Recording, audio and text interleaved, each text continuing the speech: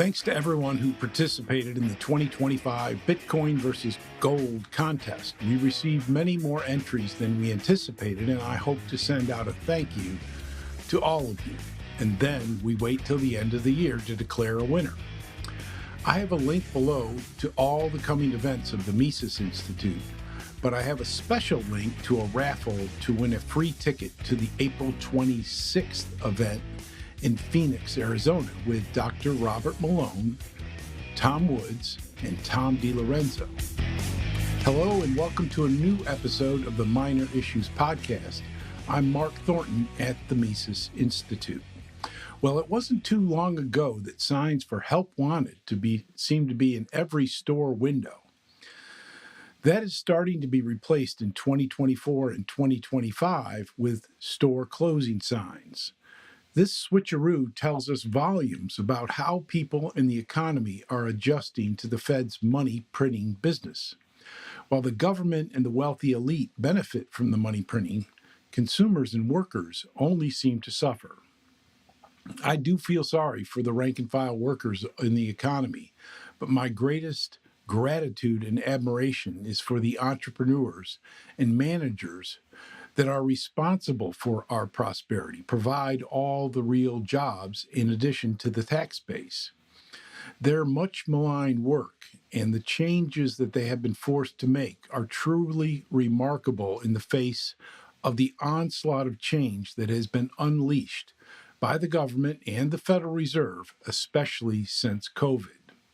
According to the Austrian business cycle theory, firings, mass layoffs, and closures are late-stage events that are predictable from the previous stages, starting with the Fed's money printing. It is not the result of some random or mysterious psychological process. And sure, managers make plenty of what appears to be bonehead decisions, but I still don't envy them for their tough decisions that they have to make every day. We know it's a Fed-caused business cycle because the trends happen in stages, along with spikes in the data, rather than in a normal fashion with no spikes or correlation. So large numbers of help wanted signs, followed later by large numbers of store closure signs. The time of adjustment with business cycles is uncertain. We don't know exactly how much time will be involved or exactly how events will unfold. We do know that Trump's tariff will make things worse, but not by how much or when. The ways in which people have been adapting is particularly illuminating to the cause of the cycle, the Fed's money supply expansion, but also to the fact that it causes not just higher prices, but that it does cause a cyclical disturbance, and that creates winners and losers, and above all else, paper money is not neutral in the economy. Last year, retail closures reached 3/4 of the COVID peak, boosted, of course, by some corporate bankruptcies, including large numbers of Family Dollar stores, CVS pharmacies, and Big Lots. That number is expected to double in 2025, led by Party City, Walgreens, 7-Eleven, and Macy's. According to the Intelligent HQ, in 2024, the Goldman survey found that 91% of small business owners are struggling with current economic impact in their industries. 56% reported that the situation has worsened since the beginning of the year. They ask, are small business owners prepared for these upcoming challenges in 2025? Of course, many small independent businesses are also closing, partly for the traditional reasons because small independent businesses fail a lot, even during normal times, but also for cycle-related reasons, such as the downturn in the real income of their consumers and the abnormally and stubbornly rising cost due to monetary inflation by the Fed. Changing consumer trends have been happening forever, and the online trend has been firmly in place for 25 years, and the delivery trend for at least 5 years. There are also chains that are both opening and closing stores in large numbers. The retail landscape has already been adapting to those changing trends. One trend that we are pointing to is the economic pinch inflation has on low and middle income families. The recent episode on how inflation is impacting satisfaction and voting patterns points to that. There are also signs that consumers are trading down from Target to Walmart to dollar stores, in addition to just doing without. And in a recent episode, we pointed out how consumers are trading down from beef to chicken to rice and beans. The other dominant trend is the stubbornness of rising costs. Labor has become more expensive and scarce in many occupations. The cost of materials and goods continue to rise.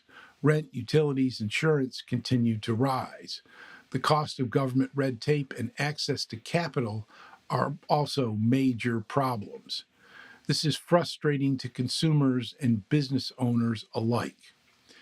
Business closures and startups are visible, but entrepreneurs and managers have been working at a frantic pace to keep companies operational and profitable enough to stay in business and possibly expand. Staffing and shift changes, input mixes, technological fixes, product lines, and operating hours are just some of the noteworthy aspects or margins of the business that have been changing at revolutionary speed compared to normal conditions. Of course, consumers don't like price hikes, surcharges, and automated tipping, but under the circumstances, it is completely understandable. There are also business-specific changes that have been made. A restaurant may have transitioned from dine-in only to takeout only to dine-in and takeout, added delivery services, and become a catering-only business in just a matter of a few short years. The menu had to change, hours of operation, along with big staffing changes. Inventories and suppliers of food items, condiments, cleaning supplies, all changed. Washing dishes and glasses might now be replaced by all takeout containers. The industrial dishwasher may be just sitting there taking up space or replaced with some new cooking unit. And the dishwasher crew replaced with a delivery crew or a social media contractor. Even the politicized choice of what type of straw to offer customers has become a tense business decision. As Hayek pointed out, the knowledge to make such changes only exists in the minds of individuals at the local level. Their incentive to profit and stay in business is the reason for the dependability of capitalism. You all should read Ludwig von Mises's article, Profit and Loss.